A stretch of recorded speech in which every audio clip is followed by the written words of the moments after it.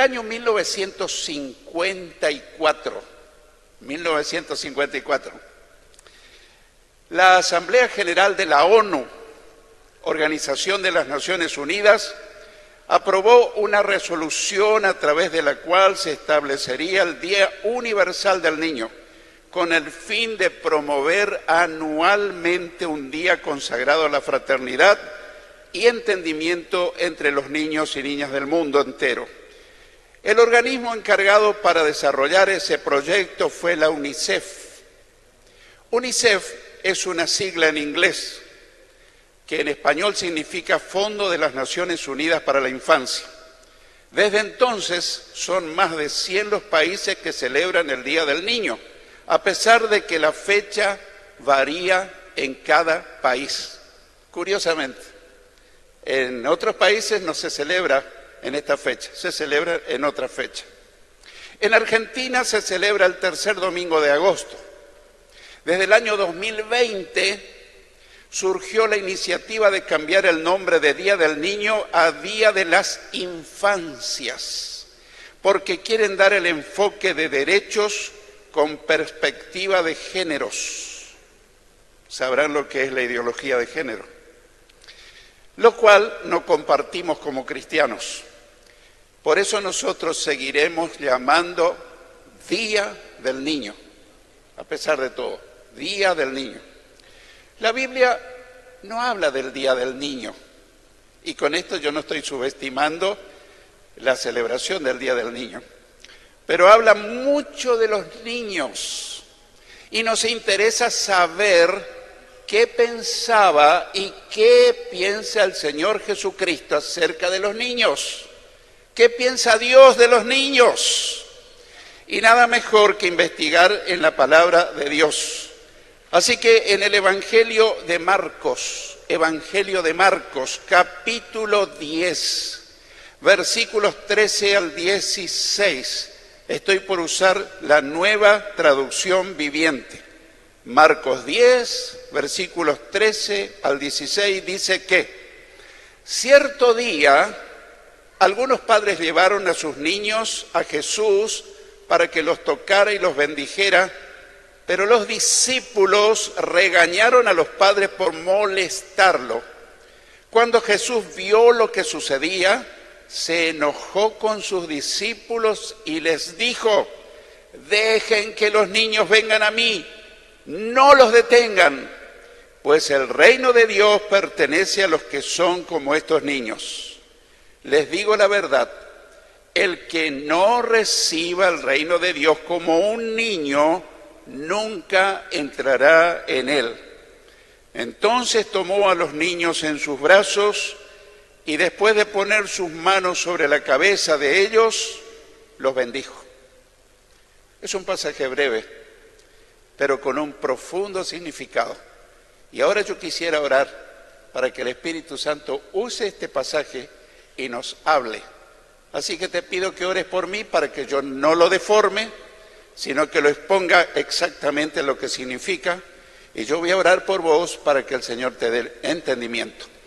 Querido Padre nuestro, necesitamos la ayuda de tu Santo Espíritu para poder entender este pasaje que fue inspirado precisamente por tu Espíritu, de manera tal que ahora nos sometemos y abrimos todo nuestro ser, espíritu, alma, cuerpo, todo. Señor, danos una mente abierta, un corazón sensible, una buena disposición para poder captar, entender y practicar lo que nos vas a hablar a través de tu inspirada palabra. Lo pedimos todo en el nombre del Padre, del Hijo, del Espíritu Santo. Amén. Retomando la lectura, el primer versículo, el versículo 13 dice que cierto día, algunos padres llevaron a sus niños a Jesús para que los tocara y los bendijera. Después continúo con el versículo. Llama la atención que por qué dice algunos padres. Cuando yo meditaba en esta porción de la Biblia decía, ¿por qué no todos los padres? ¿Por qué solamente algunos? A los otros padres no le interesaban que sus niños fueran bendecidos por el Señor. No lo sé. Estoy haciendo conjeturas, me hago preguntas. ¿No ocurre lo mismo en la actualidad?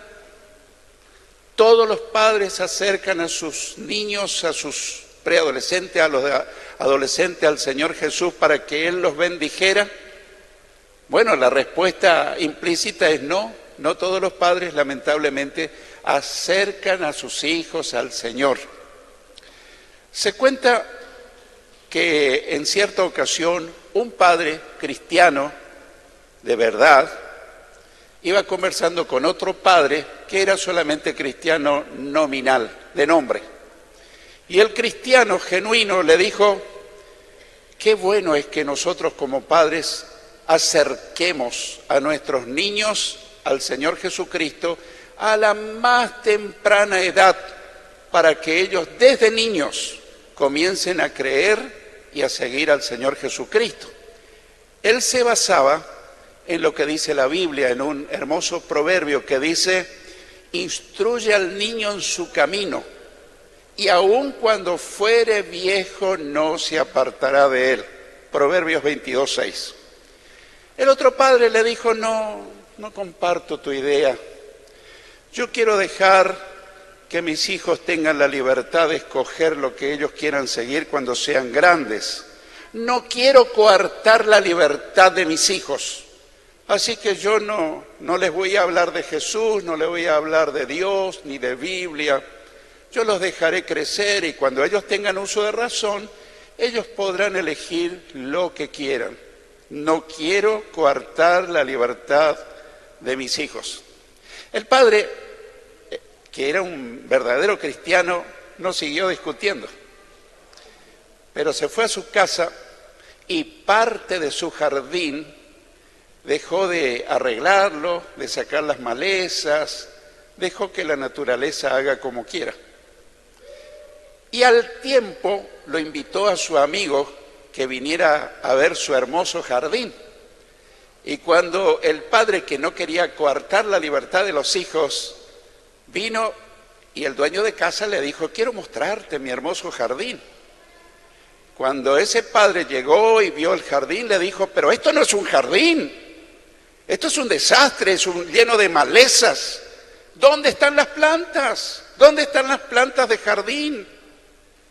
Y el dueño de casa le dijo: yo no quise coartar la libertad de mis plantitas. Dejé que ellos crezcan sin cuidado.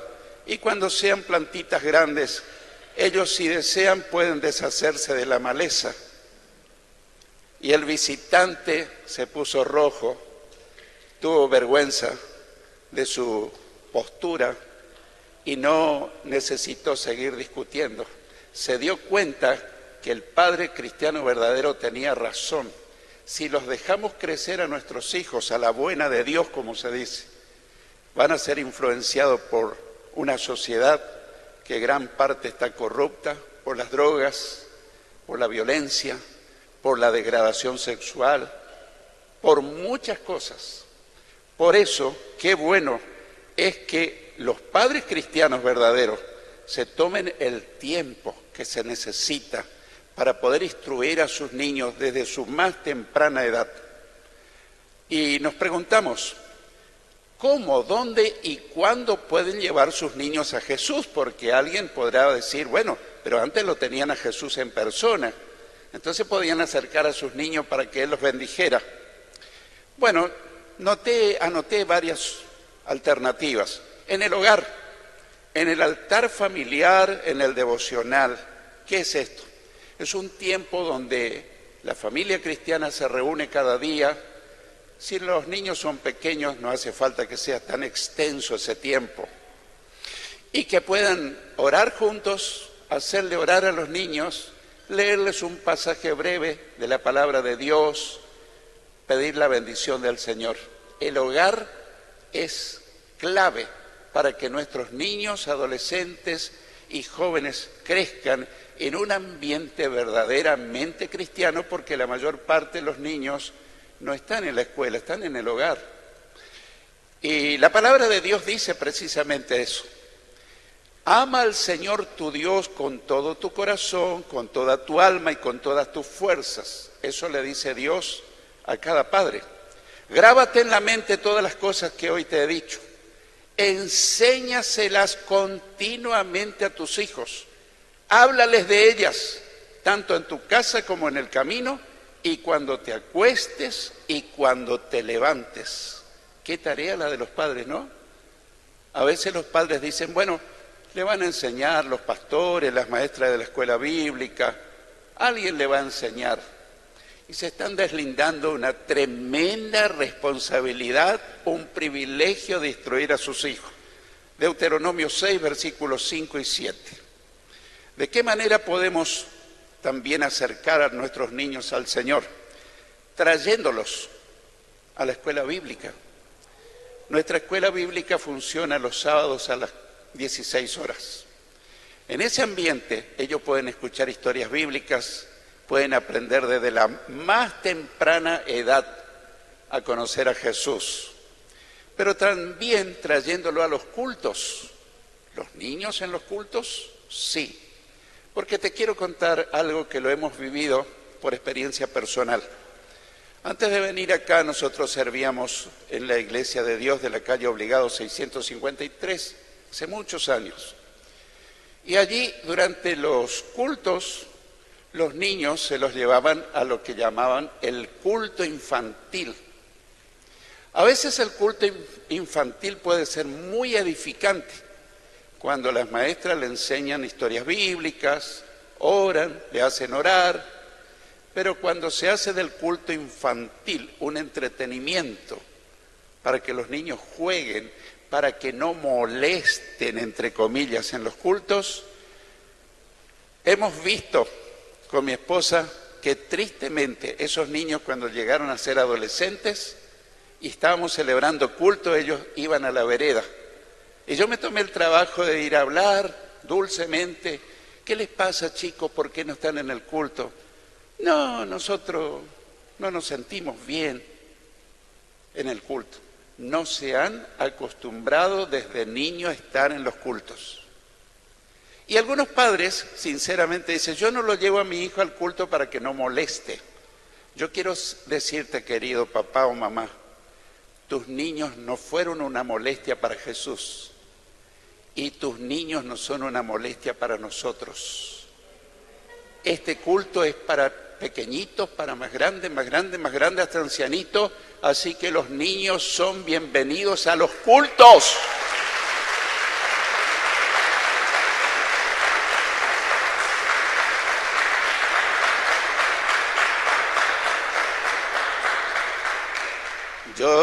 Mi esposa y yo también tuvimos una hija chiquita en sus días y también se quería portar así como todo niñito. Pero la mamá se encargó de poner las cosas en orden.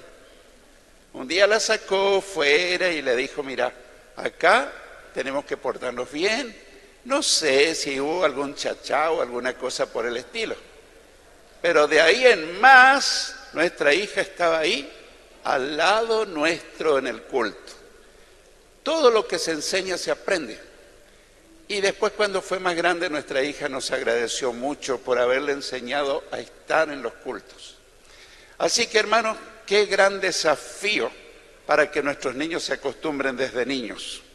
El versículo 13 dice, también dice, es la otra parte del 13, también dice, pero los discípulos regañaron a los padres por molestar. Los discípulos de Jesús tenían una mala interpretación. Jesús estaba rodeado de gente, continuamente, multitudes, discípulos curiosos, gente que iba sinceramente para recibir un milagro, una palabra, y gente que iban para criticarlo. Pero siempre estaba rodeado de gente. Pero ahí estaban los discípulos con buena intención diciendo, no molesten al maestro, no molesten al maestro. Y uno se pregunta, ¿qué reacción? Bueno, vemos que el Señor se enojó con sus discípulos. No siempre el Señor se enojaba, muy raras veces se enojaba, pero recuerdo que se enojó en su ministerio algunas veces. ¿Recordás cuando Él se enojó en el templo cuando estaban los cambistas haciendo del templo de la casa de Dios un comercio. No solo que se enojó, sino que dice el relato bíblico que tomó un látigo y lo sacó a todo y tumbó las mesas de los cambistas. Y ahora se enoja con sus discípulos. Sus mismos discípulos fueron un impedimento para que los niños se acercaran a Jesús. Sus mismos discípulos. Ahora yo me preguntaba al leer esta porción, ¿podría ocurrir eso mismo en nuestros días? ¿Podríamos nosotros, como seguidores de Cristo, ser un impedimento? Sí, cuando nosotros los adultos le hablamos con nuestros hechos. Yo quiero decirte algo, los niños no escuchan, los niños imitan la conducta de sus padres. Cuando hay un papá, cuando hay una mamá, un abuelo, una abuela, que no se congregan con más fidelidad, le están diciendo sin palabra, hijos, chicos, nietos, no es importante ir a la iglesia. No se lo dicen con palabras, pero su actitud les está declarando con un lenguaje implícito, no, hoy no nos vamos. Bueno, alguna vez puede ser, pero cuando con frecuencia hay motivos a veces injustificados, los chicos comienzan a decir, no es tan importante, un domingo, otro domingo, otro domingo. Obviamente que aquellos discípulos no lo hicieron con malicia. Y yo creo que los padres de ahora, o los abuelos de ahora, no lo hacemos con malicia. Quizás que queremos pasar un domingo en familia, bueno, uno, pero cuando ese domingo de ausencia en el templo se repite y se repite y se repite, cuando los niños son más grandes, dicen no, lo dicen inconscientemente, no es importante, da lo mismo ir a un picnic o ir al culto. Entonces es importante, hermanos, que nosotros meditemos en estas cosas. Cuando nosotros faltamos mucho a los cultos, le estamos diciendo a nuestros hijos, vos podés hacer lo mismo. No se lo decimos con palabras, le decimos con hechos.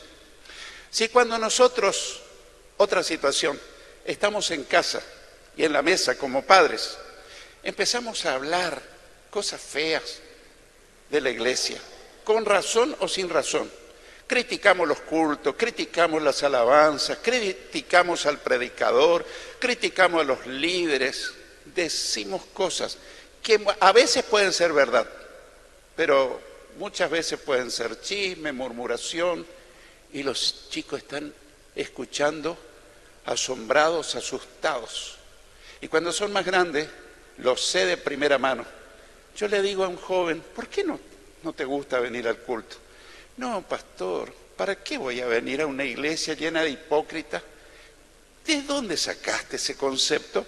Lo escuché en casa, una vez en la mesa, mis padres hablaban, le criticaban a la maestra de la escuela bíblica, le criticaban a los demás líderes, le criticaban a los pastores, criticaban las alabanzas.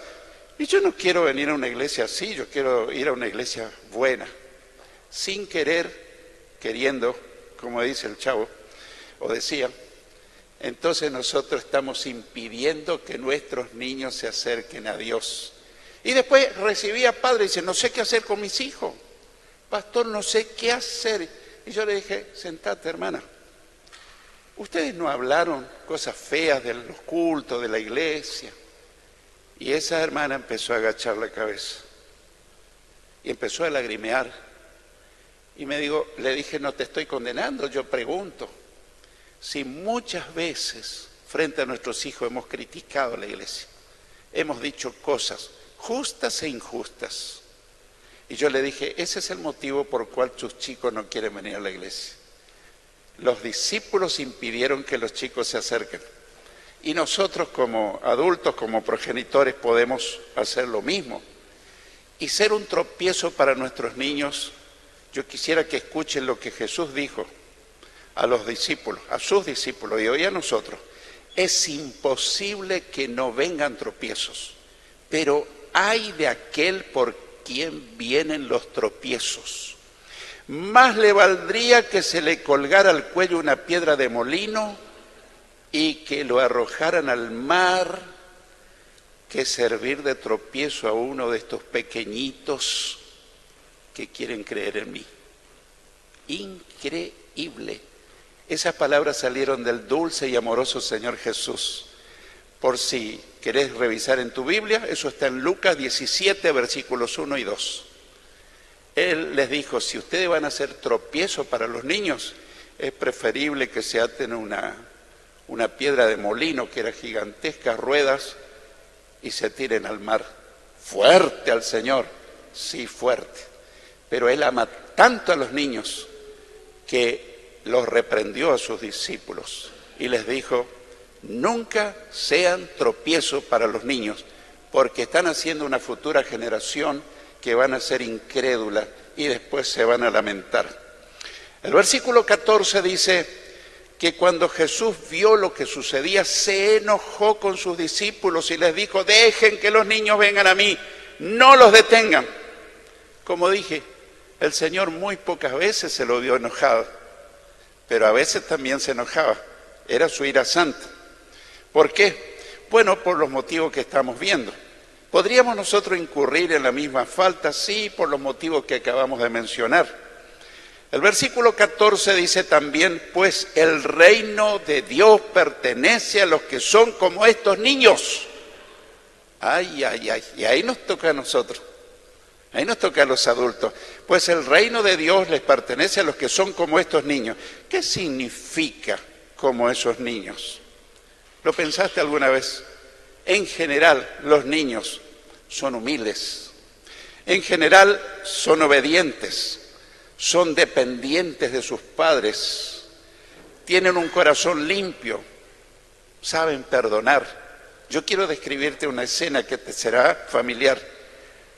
Tus propios hijos, entre ellos los hermanitos, o con los amigos, o con los primitos, están jugando y al ratito se pelean, lloran, gritan y tenés que intervenir. Y vos decís, acá se armó. Y estos van a quedar disgustados todo el día. Y la mamá interviene, los separa para que no se rasguñen, para que no se hagan daño, les habla. Pasa unos minutos, 15 minutos, y los ves a esos mismos niños jugando, riéndose. La capacidad de perdonarse y olvidarse. Ahí tenés un ejemplo clarísimo de lo que es volverse como niños. ¿Será que nosotros somos como niños? ¿Hace cuánto que tal vez alguno de nosotros tiene un rencor? ¿Desde hace 15 minutos? ¿Tal vez desde hace 15 días? ¿Tal vez desde hace un mes, un año, 2 años? He hablado con cristianos que me dicen, yo tengo rencor en mi corazón. Estás en un problema, porque Dios no te va a bendecir, porque tenés resentimiento, rencor, no pediste perdón. No, porque la otra persona fue la culpable. Y hasta que no venga a postrarse delante mío de rodillas y pedirme perdón, conmigo se terminó la relación. ¿Y cómo te sentís ahora? Honestamente, me siento mal, estoy amargado, amargada, me veo derrotado. Le digo, si vos lográs perdonar al que te hizo mal, aunque no se arrodille delante de vos, vas a salir la persona más dichosa del mundo. Y ahí nomás en la consejería, me costó mucho a veces, vamos a entregarle tu resentimiento al Señor y pedirle que Dios te perdone y perdonar a esa persona, aunque la otra persona haya tenido la culpa. Te puedo asegurar que ese día o esa tarde, de acuerdo al horario que vino, esa persona salió dichosa, contenta, libre por ese resentimiento que lo entregó al Señor. Pregunto, ¿no habrá entre nosotros alguien que tiene resentimiento de hace mucho tiempo?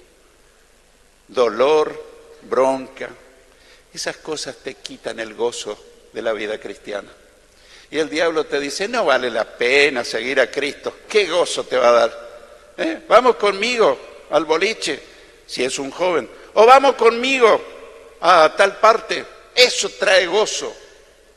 Pero el gozo del Señor es incomparable con la basura que nos ofrece el mundo. Jesús dijo, estas cosas les he hablado para que mi gozo esté en ustedes y para que el gozo de ustedes sea completo.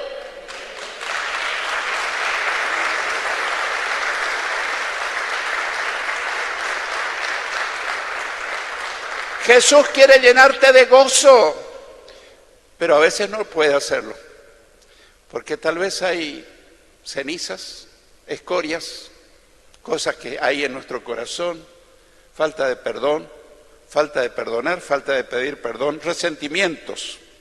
Así que Jesús fue muy claro al decirle que tenemos que ser como niños. Pero pastor, esto es una utopía, un ideal inalcanzable. Sin Cristo es imposible. Pero cuando Cristo entra y vive en nuestro corazón, es posible arreglar nuestras relaciones que están rotas.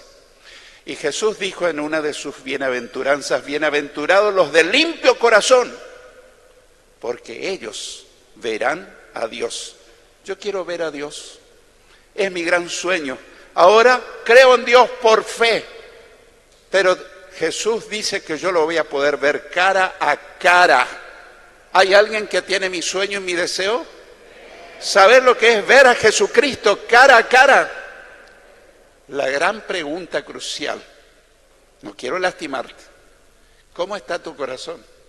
Bienaventurados los de limpio corazón, porque ellos verán a Dios. ¿Qué hago, pastor?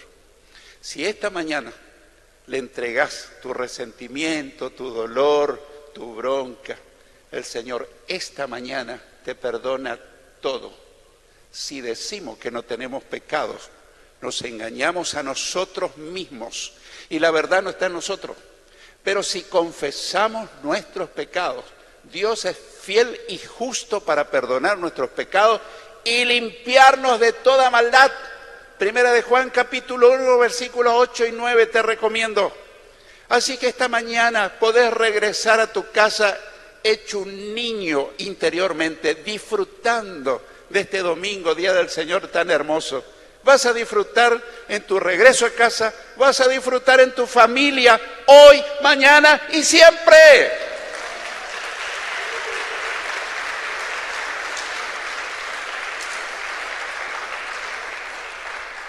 En el versículo 15 habla Jesús. Les digo la verdad, el que no reciba el reino de Dios como un niño, nunca entrará en él. Tremendo, ¿eh? Muy serio.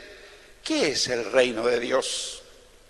El reino de Dios es el gobierno de Dios sobre las personas que le permiten a Dios gobernar sus vidas. Si yo me someto al gobierno de Dios, Él puede ejercer dominio. Él no es un dictador, no es un déspota que va a entrometerse y va a hacer con nosotros cualquier cosa, aunque Él no lo haría. Pero nosotros tenemos que decirle, Señor, la verdad que fracasé tantas veces con mis propias decisiones, mi propia voluntad, que reconozco, un poquito avergonzado, que necesito que vos gobiernes mi vida.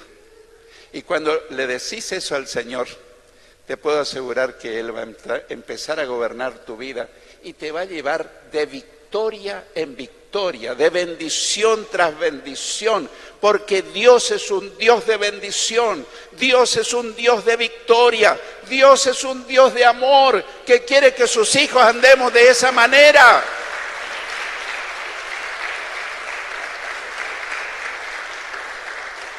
La Biblia dice que después que Juan el Bautista fue encarcelado, Jesús fue a Galilea para proclamar el evangelio del reino de Dios. Decía, el tiempo de Dios se ha cumplido y el reino de Dios se ha acercado espiritualmente. Estaba en el cielo, pero Jesús lo trajo a la tierra, el gobierno de Dios. El reino de Dios se ha acercado. Arrepiéntanse de sus pecados y crean en el evangelio. Arrepentimiento. No es muy usual esa palabra en nuestros días, en las predicaciones. Arrepentimiento. Se habla de temas menos comprometedores, pero el arrepentimiento es la clave para recibir el perdón de Dios, para recibir la salvación y todo tipo de bendición. Y crean en el evangelio. Algunos creen que evangelio es una religión. El Evangelio son las buenas noticias del reino de Dios, que Jesús vino a buscar y a salvar lo que se había perdido, toda la raza humana. Y el apóstol Pablo dice, no me avergüenzo del Evangelio, porque es poder de Dios para salvación a todo aquel que cree.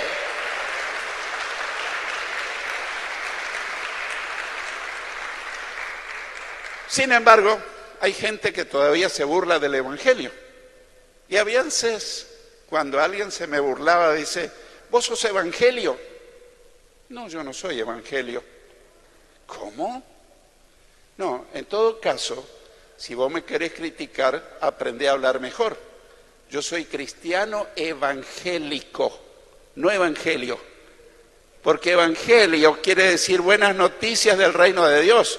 O evangelio quiere decir poder de Dios para salvación a todo aquel que cree. Primero, aprende un poquito más y después si querés criticarme con mayor propiedad.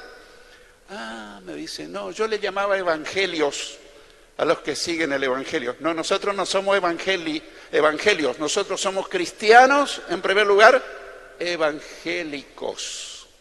Así que eso es el evangelio, las buenas noticias. El apóstol Pablo, como dije, no se avergonzaba. Y el último versículo dice, entonces tomó a los niños, el versículo 16, tomó a los niños en sus brazos y después de poner sus manos sobre la cabeza de ellos, los bendijo. Si Jesús estuviera físicamente, él pasaría y tomaría niño por niño y le haría upa, como se decía. Bueno, algunos tal vez no, porque ya son más grandecitos y algunos son medio gorditos, ¿no es cierto? Pero a los que podría, los alzaría upa y pondría su mano y los bendeciría. Pero Jesús está en medio nuestro. Él dijo, donde se reúnan 2 o 3 en mi nombre, yo estoy en medio de ellos. Y esta mañana el Señor quiere bendecir a cada niño, a cada preadolescente, a cada adolescente. Y quiere bendecir a cada padre, a cada abuelo, a todos los que tenemos responsabilidad de criar a esos niños. Quiere bendecirnos, quiere ayudarnos para que la familia vuelva a ser lo que tiene que ser.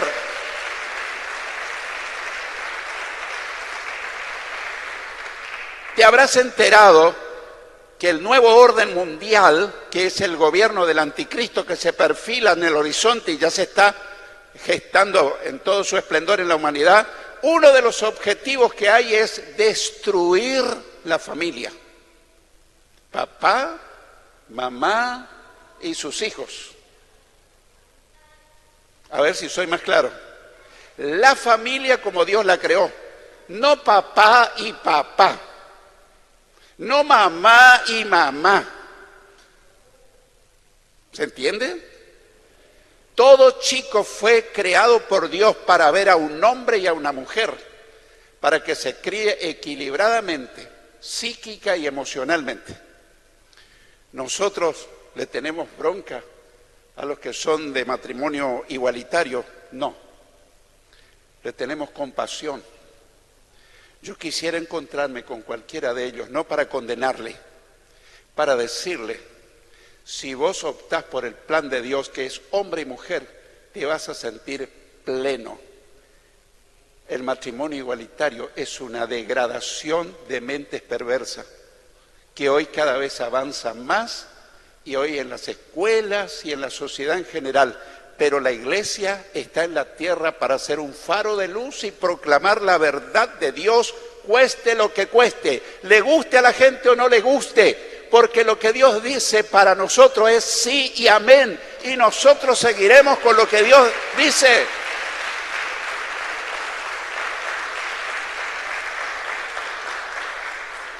Te pregunto, a estas alturas, ¿te parece que Jesús se interesó y se sigue interesando en los niños? ¿Cuál es tu parecer?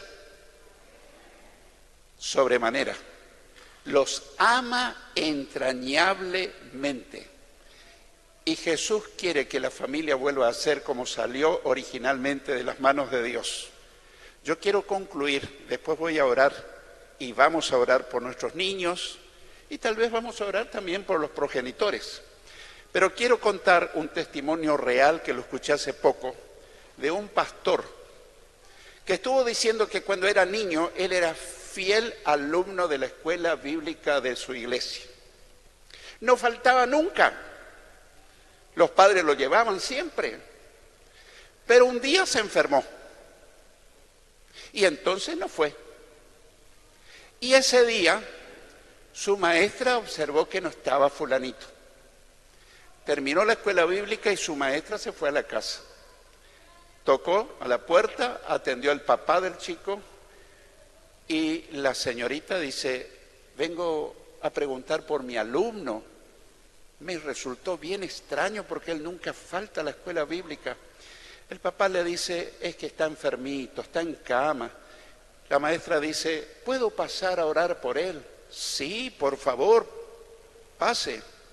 Pasó y ya en el cuarto del jovencito, ella antes de orar le contó una hermosa historia bíblica y después oró por él.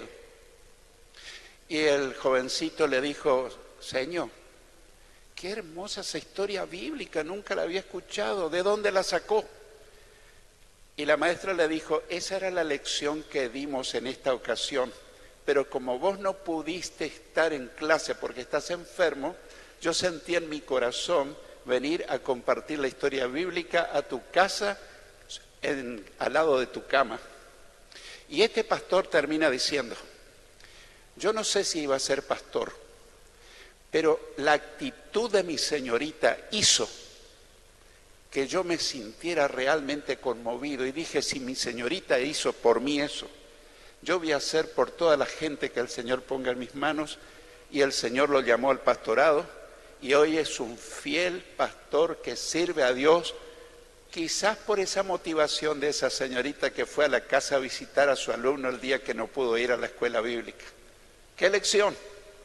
La escuela bíblica no es solamente en el aula, se puede también visitar los hogares para orar por los niños que a veces faltan, por estar enfermos, por otras causas. Queridos hermanos, que el Señor nos ayude a valorar a nuestros niños, a nuestros adolescentes, a nuestros jóvenes. Y no nos van a ganar ni la droga, ni la violencia, ni las cosas malas. El Señor nos entrega un tesoro en nuestras manos y nosotros tenemos que cuidar. Pero yo estoy convencido que solo no podemos. Jesús dijo, separados de mí, nada pueden hacer.